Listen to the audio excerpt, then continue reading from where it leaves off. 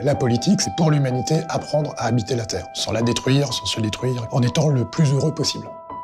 Je m'appelle David Cormand, j'ai 44 ans, je suis secrétaire national d'Europe Écologie Les Verts, mais la façon dont je conçois ce rôle, c'est pas de commander, il s'agit de construire une dynamique collective dont l'élément fédérateur est la pensée politique.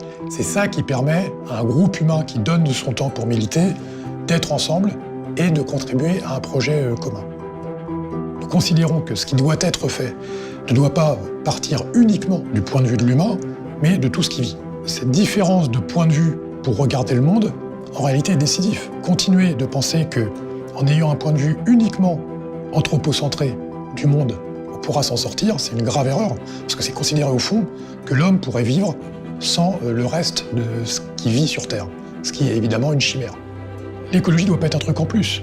Elle doit être la pensée cardinale qui guide l'ensemble des décisions qu'on prend.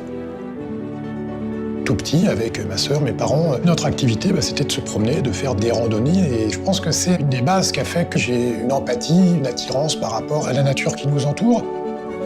L'opposition entre la nature, l'environnement et la question de la condition humaine, c'est pour moi une opposition qui est assez factice. On ne peut pas envisager une vie heureuse de l'espèce humaine dans un environnement naturel qui, parce qu'il est démuni de droits, serait complètement dégradé.